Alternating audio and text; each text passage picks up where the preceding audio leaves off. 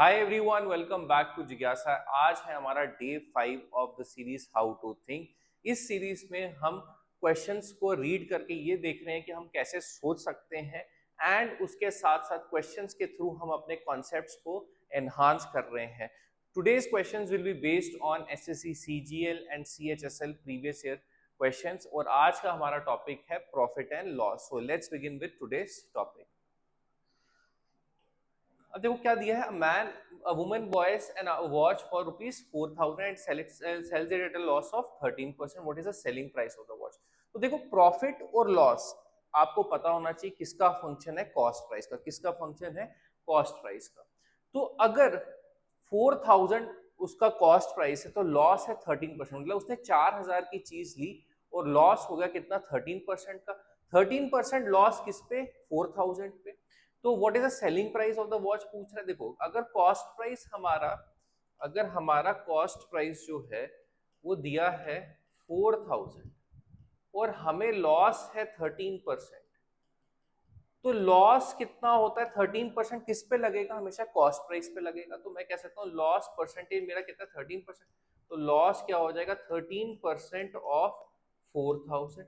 जब आप इसको कैलकुलेट करोगे दिस विल कम टू 520। तो इसका मतलब क्या? 4,000 हमारा कॉस्ट प्राइस था, लॉस हो गया 520 का। तो हमने कम पे बेची है 4,000 से। कितने कम पे बेची है? सेलिंग प्राइस क्या हो जाएगा हमारा? 4,000 minus 520, that will be 3,480। Very basic question, CHSL 2023 shift 2 में आया है। ठीक है, ये क्वेश्चन इजी क्वेश्चन है। ठीक है, नेक्स्ट क्वेश्चन देखते हैं। कॉन्सेप्ट क्या है मेनली कि प्रॉफिट और लॉस हमेशा किस पे लगता है? कॉस्ट प्राइस पे। अब देखो, Rajan purchase an LED TV set for 22,500। तो ये इसका कॉस्ट प्राइस हो गया। ठीक है, 22,500।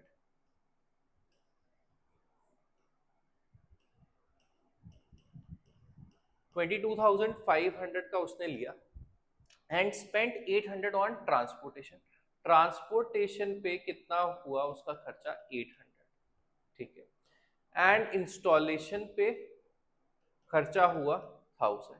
ठीक है, at what price should she sell it so as to earn an overall profit of 20%। अब देखो यहाँ पे कंफ्यूजन क्या होती है स्टूडेंट्स को कि सर ये 22,500 हमारा कॉस्ट प्राइस है, हाँ इतने में हमने परचेज किया, बट ओवरऑल कॉस्ट हमें कितने की पड़ी? देखो इतने का तो लिया बट उसके बाद हमने और एक्सपेंसेस भी किए। इस पे 800 का एक्सपेंस किया, 1,000 का एक्सपेंस किया, तो 1,800 एक्सपेंसेस ज्यादा है। ऑल दो खरीदा इतने का है बट एक्सपेंसेस डाल के एक्चुअल कॉस्ट प्राइस जो है हमारा वो कितना हो जाएगा? इन सबको क्या कर देते हैं? ऐड।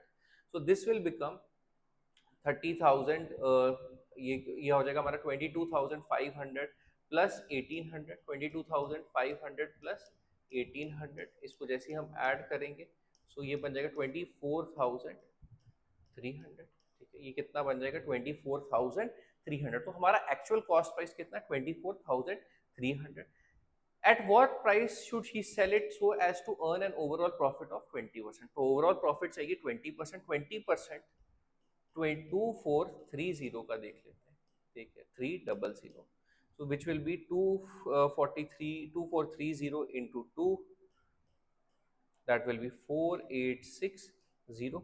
ठीक है, that will be 4860। ये हो गया हमारा, क्या आएगा हमारा? प्रॉफिट। तो हमने खर्चा किया 22,500 उस चीज को लेने में, फिर उसके बाद ट्रांसपोर्टेशन और इंस्टॉलेशन के चार्जेस डाल के हमें कितना कॉस्ट प्राइस बना?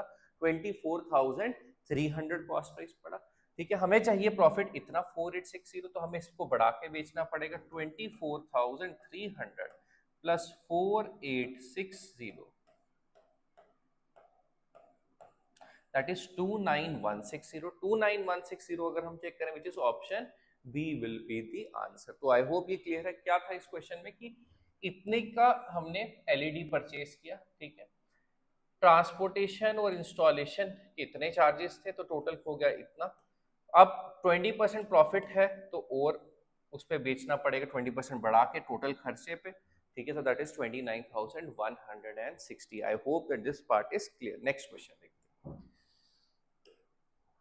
By selling an article for 8,670, a man loses 50%, 15%। तो कह सकते हैं selling price 8670, loss percentage is 15%। अब देखो प्रॉफिट चाहिए 15%। यहाँ स्टूडेंट्स काफी एक गलती करते हैं, वो कहते हैं अच्छा लॉस है 15%, तो 15% निकाल देते हैं इसका, ठीक है, तो इसमें ऐड कर देते हैं, ठीक है। कभी कभार कुछ स्टूडेंट्स तो माइनस भी कर देते हैं, तो बिल्कुल ही गलत हो गया है, तो ये भी गलत वैसे, ठीक है। लॉस है 15%, बट देखो हमने क्या अभी समझा कि लॉस या प्रॉफिट फंक्शन है किसका, कॉस्ट प्राइस का। लॉस या प्रॉफिट किसका फंक्शन है, कॉस्ट प्राइस का। तो अगर कोई चीज इतने पे बिकी है और लॉस पे बिकी है 15%, तो ये कॉस्ट प्राइस से कम पे बिकी है, तभी जाके लॉस हो। देखो लॉस कब होता है, जब भी आप कोई आइटम को कॉस्ट प्राइस, मतलब आपने कितने की आइटम ली उससे आप कम पे बेचो, तब जाके लॉस होता है। तो 15% इसका नहीं है, 15% लॉस किसी और का था, वो कट के ये वैल्यू आई। तो मैं कह सकता हूं, अगर हम 2 मिनट के लिए सोचें कि कॉस्ट प्राइस तो है ही है हमारा, और उस पे लॉस हो गया कितना, 15%, तो 85% ऑफ कॉस्ट प्राइस रहेगा, ठीक है। कह सकता हूं मैं कि अगर मेरा कॉस्ट प्राइस अपने आप में 100%, 15% का लॉस हुआ, 15% का लॉस मतलब कॉस्ट प्राइस की वैल्यू 85% रहेगी, तो दैट मीन्स ये जो वैल्यू है वो 85% है किसका, कॉस्ट प्राइस का। तो मैं कह सकता हूं कि 8670 इज 85% ऑफ कॉस्ट प्राइस, ठीक है। हमें क्या चाहिए, कॉस्ट प्राइस यानी कि 100%, तो into 100, 20, 17, 17 5 are 85, 10, so cost price is 10200। अब हमें बेचना है कितने प्रॉफिट पे, 15%, 15% प्रॉफिट पे बेचना है, तो कितना प्रॉफिट हो जाएगा, देखो 1020, 10% हो जाएगा, और 15%, 5% इसका क्या हो जाएगा, आधा, 510, 0351530, तो 1530 इसमें बढ़ा दे अगर हम, so this becomes 037111730, which is option A will be the answer, 11730। तो ये हो गया बिल्कुल बेसिक कॉन्सेप्ट। अभी इसी कॉन्सेप्ट को एनहांस करके अगर हम एक स्टेप में इस क्वेश्चन को करना चाहें तो कैसे करेंगे, कि भाई हमें चाहिए कॉस्ट प्राइस, ठीक है, कॉस्ट प्राइस चाहिए हमें, 8670 सेलिंग प्राइस है, ये 85% है कॉस्ट प्राइस का, तो डिवाइडेड बाय 85, क्योंकि 15% लॉस के बाद आया है। हमें कितना चाहिए, 15% प्रॉफिट, ठीक है। तो यहां से इंटू 100 करते थे तो हमें कॉस्ट प्राइस मिलता था। अब हमें क्या निकालना है, सेलिंग प्राइस निकालना है, ताकि प्रॉफिट हो कितना, 15%, ठीक है। चाहिए प्रॉफिट 15%। तो देखो 8670 कॉस्ट प्राइस से 15% कम है, तो डिवाइडेड बाय 85 कर देंगे। चाहिए प्रॉफिट 15%, तो 100 पे 15% और चाहिए, तो दैट इज 115, इंटू 115 भी करो अगर आप 17, तो 17 से ये उसी तरह से कटेगा, दैट इज 510। तो आंसर आपका क्या होगा, 510 into 23, which is nothing but 11730, 11730। Again आप चाहो तो इस पहले क्वेश्चंस को स्टेप बाय स्टेप करो, कि भाई ये सेलिंग प्राइस है, ये 15% लॉस पे आया, तो कॉस्ट प्राइस का 85% हो गया, कॉस्ट प्राइस निकाल दिया, उस पर 15% प्रॉफिट, तो ये 11730। या फिर सीधा कर लो, 8670 जो है वो 15% लॉस के बाद आया, तो 85% ऑफ कॉस्ट प्राइस आएगा। हमें चाहिए 15% प्रॉफिट पे, तो that will be 115% of cost price, that into 115 करें तो वैल्यू आ गई 11730, ठीक है। हर चीज सीखनी है, समझनी है, कोई भी चीज कहीं पे भी काम आ सकती है। Next, a shopkeeper bought a cycle for 1200 and sold it for 1500, find his profit loss percentage कितना। देखो अगेन बहुत सिंपल क्वेश्चन है, cost price 1200, selling price 1500, profit is 300। अब फॉर्मूले को हटा के 2 मिनट के लिए सोचो, प्रॉफिट और लॉस किस पे देखते हैं, हमेशा कॉस्ट प्राइस पे देखते हैं, तो हम चेक करेंगे कि 300 जो है वो कितना परसेंट है कॉस्ट प्राइस का, 1200 इंटू 100 करना है, तो कर लो 1/4, आपको पता होना चाहिए, that is 25%, that is option D is the answer. I hope that this part is also clear. Next, the difference between the cost price and the selling price of a pair of shoes is 1200, the profit is 15%। अब देखो profit 15% है। Profit कब होता है? Profit तब होता है जब हम ज्यादा पे बेचते हैं और कम पे खरीदते हैं, यानी कि selling price is greater than cost price, यानी कि selling price is greater than cost price. Profit कब होता है? जब सेलिंग प्राइस बड़ा होता है किससे? कॉस्ट प्राइस से। प्रॉफिट कितना दिया है? 15%। ठीक है, अब देखो प्रॉफिट 15% है और difference between the cost price and the selling price is 1200, तो दैट मीन्स प्रॉफिट मेरा कितना है? 1200। देखो सेलिंग प्राइस, एक तो प्रॉफिट परसेंटेज दी है, तो प्रॉफिट परसेंटेज दी है तो सेलिंग प्राइस बड़ा होगा कॉस्ट प्राइस से। सेलिंग प्राइस और कॉस्ट प्राइस में डिफरेंस कितना है? 1200 का, दैट मीन्स यही हमारा क्या है? प्रॉफिट है। तो मैं कह सकता हूं कि भाई 15% of cost price is equal to 1200, या फिर 15% इज 1200, तो 100% क्या होगा? डायरेक्ट कर सकते हैं। तो 15 upon 100 of CP equal to 1200, तो सीपी कितना हो गया? 8000। अब हमें चाहिए कितना प्रॉफिट? कितना चाहिए? 15% का हमें चाहिए प्रॉफिट। कितना? 15% का। तो 15% प्रॉफिट, इसका 1500 कितना होगा? 1200। 15% ऑफ कॉस्ट प्राइस, तो सेलिंग प्राइस होना चाहिए 9200। अगर सेलिंग प्राइस 9200 होगा तो प्रॉफिट हो जाएगा 15%। एक बार फिर देखते हैं। देखो difference between cost price and selling price, अब ये क्लैरिटी नहीं थी कि कॉस्ट प्राइस बढ़ा था कि सेलिंग प्राइस बढ़ा था, बट प्रॉफिट 15% दे दिया, तो that mean selling price is greater than cost price, तो 1200 का क्या है? प्रॉफिट है। Difference between selling price and cost price will always भी क्या? प्रॉफिट होगा। तो 1200 मेरा प्रॉफिट है, वो किसके बराबर है? कॉस्ट प्राइस के 15% के। तो कॉस्ट प्राइस कितना हो गया? 8000। 15% हायर पे सेल करना है, तो अगेन क्या हो जाएगा? 15% बढ़ा देते हैं। ठीक है, I hope that this part is also clear. Next देखते हैं। अच्छा देखो, अच्छा क्वेश्चन है। 20% of the marked price. Marked price क्या होता है? जब आप देखो सिंपल वे में अगर समझना है, अगर आप कहीं शॉपिंग करने जाओ तो जो भी आप टैग देखते हो वो एक तरह से क्या है? Marked price. ठीक है, तो मार्क्ड प्राइस कितना दिया है हमको? 20। मार्क प्राइस नहीं दिया तो हम सबसे आसान तरीका क्या है? यहाँ पे लेट कर लेते हैं कि भाई मार्क प्राइस क्या है हमारा? 100। 20% ऑफ मार्क प्राइस, यही दे रहा है क्वेश्चन में। देखो हर बार आपने क्वेश्चन पढ़ के ही सॉल्व करना है। ठीक है, अपने आप से कुछ नहीं होगा।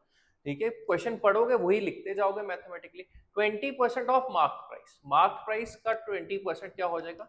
20 इज 50% ऑफ कॉस्ट प्राइस, मतलब ये कॉस्ट प्राइस का क्या है? आधा है। क्या है? कॉस्ट प्राइस का क्या है? आधा है। तो कॉस्ट प्राइस क्या हो जाएगा? डबल, यानी कि 40। अगर कह रहा है if no discount is given, देखो अगर डिस्काउंट नहीं दे तो मार्क्ड प्राइस ही सेलिंग प्राइस होता है। मतलब अगर आप शॉपिंग करने जाओ और आपको कोई भी डिस्काउंट ना मिले, ठीक है, तो जो टैग पे अमाउंट लिखी है वही आप पे करके आओगे, दैट मीन्स वही आपका सेलिंग प्राइस है। ठीक है, क्योंकि जो अगर मार्क प्राइस पे डिस्काउंट नहीं मिल रहा तो वही आपका सेलिंग प्राइस है। तो ऐसे केसेस में जब भी कोई डिस्काउंट नहीं मिलता तो मार्क प्राइस क्या होता है? किसके बराबर होता है? सेलिंग प्राइस के। अब कॉस्ट प्राइस इतना है, बेची चीज इतने की, क्योंकि डिस्काउंट नहीं दिया, तो प्रॉफिट कितना हो गया? 100 minus 40, that is 60। Profit percentage क्या होता है? Profit upon CP. हमेशा प्रॉफिट और loss is always a function of cost price into 100। 150 कितना हो गया? 150%, that is option B is the answer. I hope ये पार्ट भी क्लियर है। नेक्स्ट टाइप के क्वेश्चन देखते हैं। The cost price of two fans is same. One is sold at a loss of 20%, another is sold at a loss of 60%.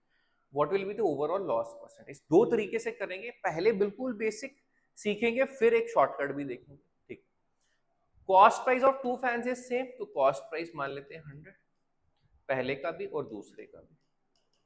पहले को cell किया कितने पे? लॉस ऑफ 20%, तो SP1 कितना हो जाएगा? 80। दूसरे पे लॉस है 60%, तो SP कितना हो जाएगा? 40। 60% लॉस किया।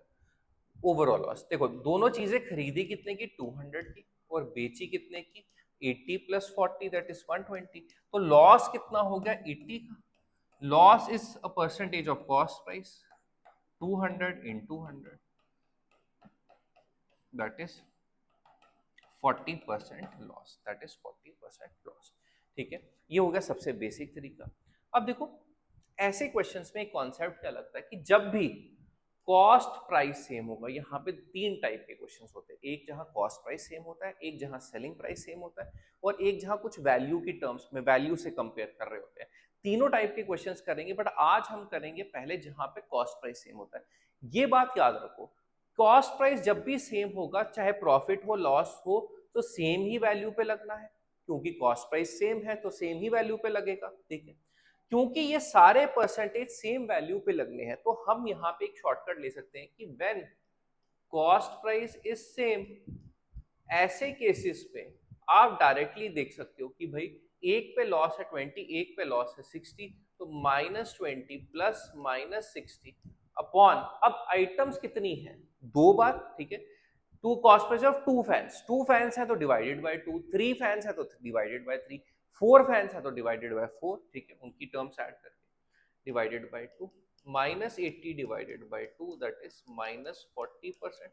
माइनस साइन इंडिकेट्स, क्या इंडिकेट करता है कि वैल्यू क्या हो रही है, डिक्रीज हो रही है। माइनस साइन का क्या इंडिकेशन है कि वैल्यू क्या हो रही है, डिक्रीज। अब मैं इसमें क्वेश्चन में अगर आपको कह दूं कि एक आइटम, दोनों का सबका कॉस्ट प्राइस सेम है, एक आइटम 40% प्रॉफिट पे, दूसरी 30% लॉस पे, तीसरी 10% प्रॉफिट पे, तो आप क्या करोगे, 40 -30 या +10 जो भी वैल्यू दें डिवाइडेड बाय 3 कर दोगे, वो आपका ओवरऑल प्रॉफिट और लॉस या फिर लॉस परसेंटेज आएगा। अगर आंसर माइनस में आ रहा है तो वो लॉस परसेंटेज है, अगर आंसर प्लस में आ रहा है तो वो क्या है, प्रॉफिट परसेंटेज। बट ये ध्यान रखना, ये तब होगा जब कॉस्ट प्राइस क्या होगा, सेम होगा, ना कि सेलिंग प्राइस सेम होगा। सेलिंग प्राइस के ऊपर वाला क्वेश्चन हम नेक्स्ट वीडियो में करेंगे। देखते हैं नेक्स्ट।